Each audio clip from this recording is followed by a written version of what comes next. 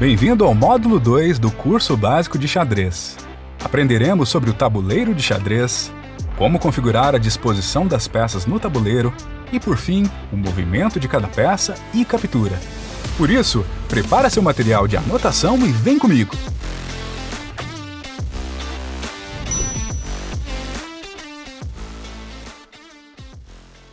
Conforme nós vimos anteriormente, o jogo de xadrez ele simula a batalha entre dois reis. Então, entre o rei branco, de cor branca, e o rei de cor negra, que representam então os dois exércitos reais que estão aqui se enfrentando. O campo de batalha ele acontece em cima do tabuleiro. O tabuleiro ele é constituído por linhas e por colunas. As linhas são numeradas de 1 até 8. Então tem aqui a linha 1, a linha 2, a linha 3, a linha 4, até a linha 8. E as colunas são representadas por letras. Então tem a coluna A, a coluna B, a coluna C, D, E, F, G e H. Outra coisa importante é a posição desse tabuleiro. Ele sempre tem que ser colocado numa posição tal que a última casa da linha 1, que é uma casa, tem que ser uma casa branca. Então se eu colocar o tabuleiro numa outra posição, onde a última casa seria de cor escura, de cor negra, está errado. Então, sempre nós vamos colocar o tabuleiro de forma que a última casa da linha 1 seja uma casa branca. Evidentemente que, nesse caso, a primeira casa da linha 1 é uma casinha negra, escura. Essa notação, essa forma de eu nomear as linhas e as colunas é muito útil porque elas acabam determinando o nome, ou denominando cada uma dessas casas. Então aqui, por exemplo, essa casa é o F6. Significa que eu estou aqui na coluna F e na linha 6. Então, se eu for colocar agora uma peça na casa D5, eu vou colocar aqui, porque aqui é a coluna D e a linha 5.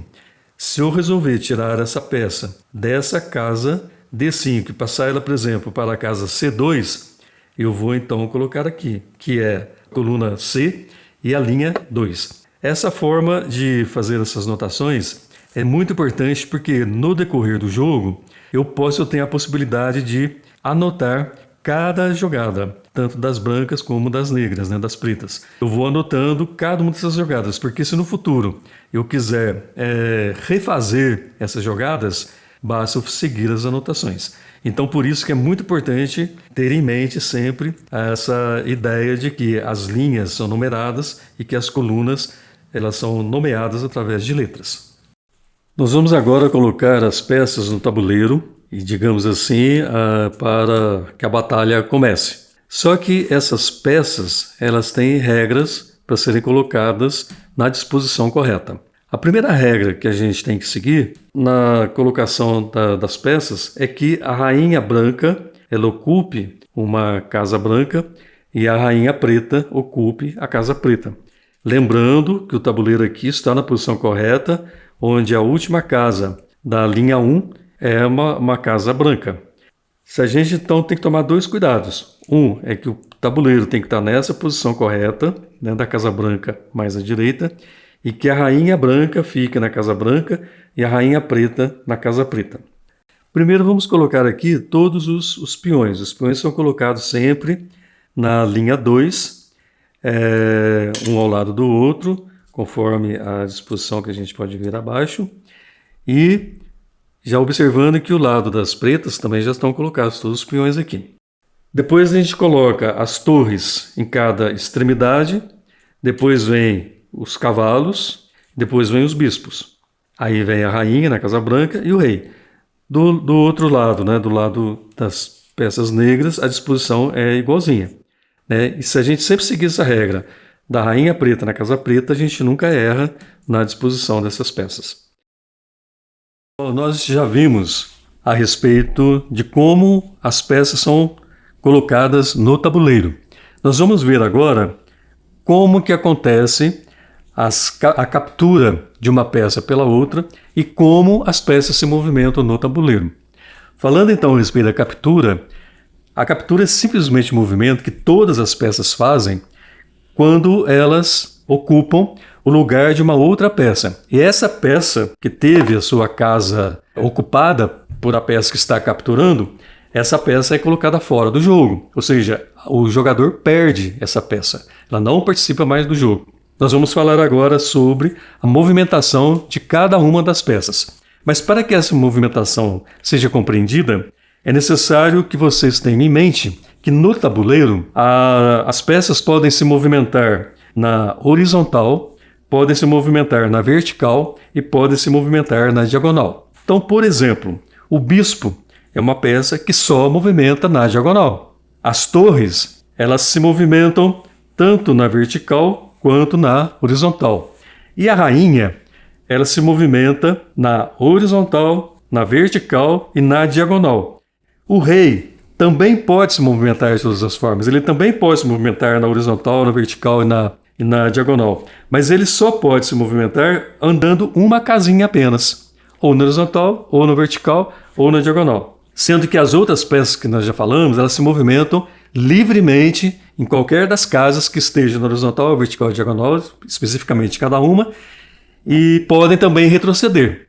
Só o peão, que é interessante de observar, que o peão não pode retroceder. Ele sempre vai para a vertical e casa por casa. Então, enquanto as outras peças, numa única jogada, elas podem aumentar, por exemplo, 3, 4, 5 casas, o peão só vai para a frente, quer dizer, só para a vertical e sempre de casa em casa. Só que o peão tem uma particularidade. Quando ele vai fazer a captura, ele captura sempre na diagonal. Nós vamos falar agora da movimentação do cavalo. O cavalo é uma peça que ele tem uma movimentação bastante específica e o iniciante tem que realmente saber quais as casas que o cavalo pode ocupar. Então, no diagrama que nós fizemos aqui, eu marquei, no caso do cavalo nessa posição, quais as casas para as quais o cavalo pode se movimentar. Olhando assim, aparentemente, parece bastante complexo, mas basta a gente imaginar que o cavalo ele faz movimentos em L. Ele pode andar, por exemplo, 2 casas para a frente e vira uma à esquerda ou à direita. Ou então ele anda uma casa para frente e vira também 2 à esquerda ou à direita. Então, por exemplo, ele pode ocupar qualquer uma dessas casas. Basta se imaginar que é feito figuras em L, conforme o diagrama está mostrando. Para fazer a captura, o cavalo ele vai capturar qualquer uma das casas, qualquer uma das peças que esteja numa das casas para as quais ele pode ir. Então, no caso aqui, o cavalo pode fazer a captura de F6, ele vai ocupar a posição F6 e o peão é retirado fora do tabuleiro. Assim vale para todos os outros peões, caso o cavalo os capture. Pessoal, após termos visto a movimentação das peças, cada uma especificamente, nós vamos ver agora o que nós chamamos por movimentos especiais. O que são movimentos especiais? São aqueles movimentos que algumas peças fazem, que eles são especiais porque eles têm uma finalidade especial também. Então, por exemplo, imagina que no começo do jogo nós temos os peões na frente de todas as peças. Então os peões eles estão atrapalhando o movimento das peças, porque não tem como uma peça pular sobre os peões. E aí que vem o primeiro movimento especial. A única peça que pode pular o peão sem que ele se movimente é o cavalo. Aliás, chama cavalo inclusive por causa disso. Então, por exemplo, aqui o cavalo ele pode se movimentar pulando sobre os peões, ocupando as casas que são permitidas para ele ocupar. Nós vamos ver agora um outro movimento especial chamado roque. O movimento que a gente faz durante a partida. Esse movimento consiste na seguinte disposição: quando já foram liberadas todas as peças e ficaram só as torres e o rei. Então esse movimento chamado roque, ele é feito da seguinte maneira: eu aproximo, tudo numa única jogada, eu aproximo a torre do rei e o rei faz essa curvinha aqui e ele então fica protegido. Quer dizer, é como se ele ficasse dentro de um castelo, onde os 3 peões da frente representam uma muralha e a outra muralha é completada aqui pela própria torre.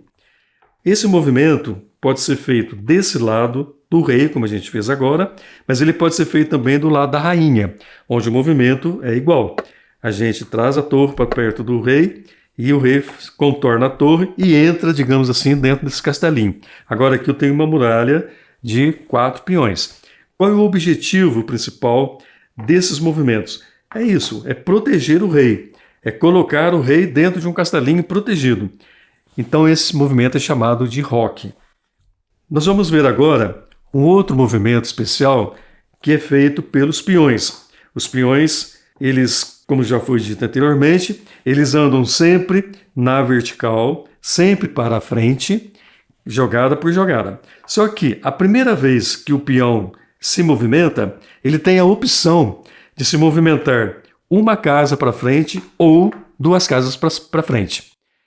Suponhamos agora que esse peão consiga atravessar todo o tabuleiro. Então ele vai chegar lá na última fila.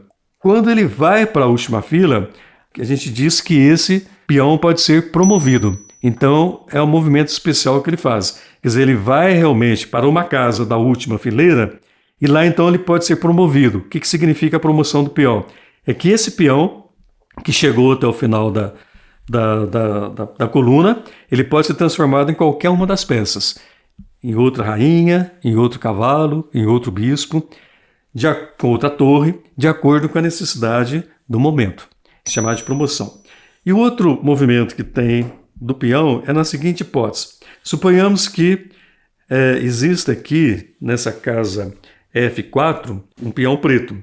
Então agora é a vez das brancas jogarem.